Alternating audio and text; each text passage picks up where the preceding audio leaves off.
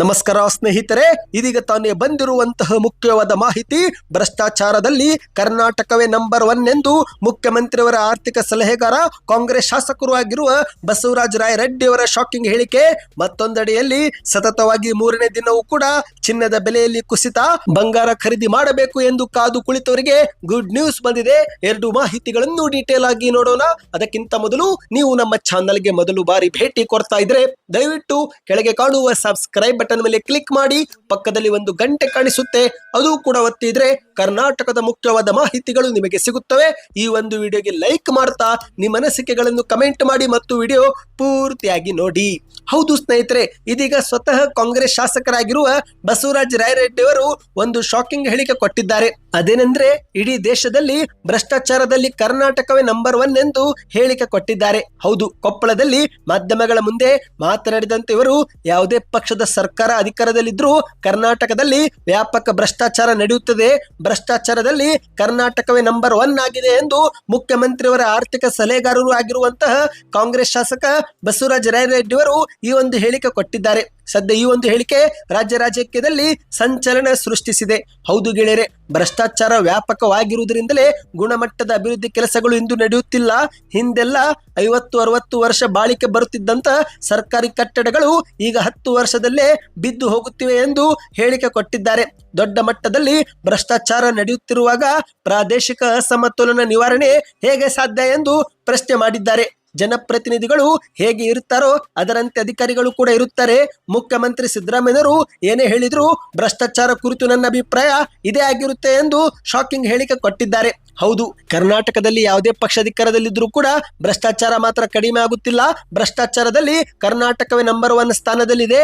ಇನ್ನು ಮುಖ್ಯಮಂತ್ರಿ ಅವರು ಏನೇ ಹೇಳಿದ್ರು ಭ್ರಷ್ಟಾಚಾರ ಕುರಿತು ನನ್ನ ಅಭಿಪ್ರಾಯ ಇದೇ ಇರುತ್ತೆ, ಬದಲಾಗೋದಿಲ್ಲ ಎಂದು ಮಾಧ್ಯಮಗಳ ಮುಂದೆ ಹೇಳಿಕೆ ಕೊಟ್ಟಿದ್ದಾರೆ. ಸದ್ಯ ಈ ಒಂದು ವಿಚಾರ ಇದೀಗ ರಾಜಕೀಯದಲ್ಲಿ ಸಂಚಲನ ಸೃಷ್ಟಿ ಮಾಡಿದೆ. ಇನ್ನು ಎರಡನೇ ಮುಖ್ಯವಾದ ಮಾಹಿತಿಗೆ ಹೋಗೋಣ ಸ್ನೇಹಿತರೆ. ಬಂಗಾರ ಪ್ರಿಯರಿಗೆ ಮತ್ತೆ ಗುಡ್ ನ್ಯೂಸ್ ಸಿಕ್ಕಿದೆ. ಹೌದು ಗೆಳೆಯರೆ, ಸತತವಾಗಿ 3ನೇ ದಿನವೂ ಕೂಡ ಚಿನ್ನದ ಬೆಲೆ ಕುಸಿತ ಕಂಡಿದೆ. ಮಹಿಳೆಯರಿಗೆ ಇದು ಭರ್ಜರಿ ಗುಡ್ ನ್ಯೂಸ್ ಆಗಿದೆ.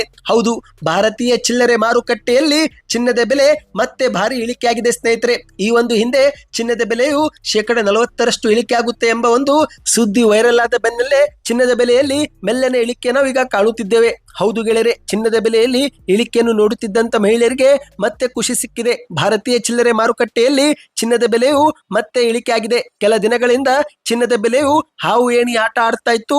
ಚಿನ್ನದ ಬೆಲೆ ಒಮ್ಮೆ ಅಲ್ಪ ಪ್ರಮಾಣದಲ್ಲಿ ಕೆಳಗಿಳಿದ್ರೆ ಮತ್ತೆ ದಿಢೀರನೆ ಗಗನಕ್ಕೂ ಕೂಡ ಇರುತ್ತಿತ್ತು. ಆದರೆ ಈಗ ಸತತವಾಗಿ 3 ದಿನಗಳಿಂದ ಚಿನ್ನದ ಬೆಲೆ ಇಳಿಕೆ ಕಂಡಿದೆ. ಈ ಒಂದು ಹಿಂದೆ 93,000 ರೂಪಾಯಿವರೆಗೆ ಬಂದಿದ್ದಂತ ಚಿನ್ನ ಈಗ ಮತ್ತೆ ಕುಸಿದು 89,000 ಆಸುಪಾಸು ಬಂದಿದೆ. ಹೌದು ಗೆಳೆಯರೆ, ಇತ್ತೀಚೆಗಷ್ಟೇ ದೆಹಲಿಯ ಮಾರುಕಟ್ಟೆಯಲ್ಲಿ ಪ್ರತಿ 10 ಗ್ರಾಂ 24 ಕ್ಯಾರೆಟ್ ಚಿನ್ನದ ಬೆಲೆಯು 92,600 ರೂಪಾಯಿ ಬಂದಿತ್ತು. ನಿನ್ನೆ ಅದು 90,380 ರೂಪಾಯಿ ಆಗಿತ್ತು. ಈಗ ಮತ್ತೆ ಕುಸಿದು 89,730 ರೂಪಾಯಿ ಆಗಿದೆ. ಅಂದ್ರೆ ಸ್ನೇಹಿತರೆ, 3 ದಿನಗಳಲ್ಲಿ 3,000 ರೂಪಾಯಿವರೆಗೆ ಮತ್ತೆ ಚಿನ್ನ ಕುಸಿತ ಕಂಡಿದೆ. ಈ ಮೂಲಕ ಮಹಿಳೆಯರಿಗೆ ಇದು ಗುಡ್ ನ್ಯೂಸ್ ಆಗಿದೆ. ಅಂದ ಹಾಗೆ ಈಗ ತಜ್ಞರು ಈ ಒಂದು ಚಿನ್ನದ ಬೆಲೆ 40% ಕುಸಿಲಿದೆ ಎಂಬ ಒಂದು ಹೇಳಿಕೆಯನ್ನು ಕೊಟ್ಟಿದ್ದಾರೆ. ಹೌದು, ಚಿನ್ನ ಕುಸಿದು ಮತ್ತೆ 55,000 ರೂಪಾಯಿ ಆಸುಪಾಸು ಬಂದು ನಿಲ್ಲುತ್ತೆ ಎಂದು ಅಭಿಪ್ರಾಯ ಪಟ್ಟಿದ್ದಾರೆ ಸ್ನೇಹಿತರೆ. ಅಮೆರಿಕದಲ್ಲೂ ಕೂಡ ಮುಂಬರುವ ದಿನಗಳಲ್ಲಿ ಚಿನ್ನ ಕುಸಿಯುವ ಬಗ್ಗೆ ತಜ್ಞರು ಹೇಳಿಕೆ ಕೊಡುತ್ತಿದ್ದಾರೆ. ಒಟ್ಟಿನಲ್ಲಿ ಈ ಒಂದು ಸುದ್ದಿ ಎಲ್ಲರನ್ನೂ ಅಚ್ಚರಿ ಮೂಡಿಸಿದೆ. ನಿಮ್ಮ ಪ್ರಕಾರ ಚಿನ್ನದ ಬೆಲೆ ಕುಸಿಯಬೇಕೋ ಅಥವಾ ಮತ್ತೆ ಮೇಲೆ ಕೇಳಬೇಕೋ? ನಿಮ್ಮ ಅನಿಸಿಕೆಯನ್ನು ಕಮೆಂಟ್ ಮಾಡಿ. ಏಕೆಂದ್ರೆ ಸ್ನೇಹಿತರೆ, ಒಂದು ಕಡೆಯಲ್ಲಿ ಚಿನ್ನ ಕುಸಿದ್ರೆ ಕೆಲವರಿಗೆ ಖುಷಿಯಾಗುತ್ತೆ, ಇನ್ನು ಕೆಲವರಿಗೆ ನಷ್ಟವೂ ಕೂಡ ಆಗುತ್ತೆ. ಏಕೆಂದ್ರೆ 80,000 90,000 ಇದ್ದಾಗ ಖರೀದಿ ಮಾಡಿದವರಿಗೆ ದೊಡ್ಡ ಪ್ರಮಾಣದಲ್ಲಿ ನಷ್ಟವಾಗುವ ಸಾಧ್ಯತೆ ಇರುತ್ತೆ. ಹಾಗಾಗಿ ನಿಮ್ಮ ಅನಿಸಿಕೆಯನ್ನು ಕಮೆಂಟ್ ಮಾಡ್ತಾ ವಿಡಿಯೋಗೆ ಲೈಕ್ ಮಾಡಿ. ಹೆಚ್ಚಿನ ಮಾಹಿತಿ ಪಡೆಯಲು ಚಾನಲ್ಗೆ ಸಬ್ಸ್ಕ್ರೈಬ್ ಮಾಡಿ. ಚಿನ್ನದ ಬಗ್ಗೆ ನಿಮಗೆ ಮಾಹಿತಿಗಳು ಬೇಕಂದ್ರೆ ಕಮೆಂಟ್ ನಲ್ಲಿ ಚಿನ್ನ ಸುದ್ದಿ ಎಂದು ಕಮೆಂಟ್ ಮಾಡಿ.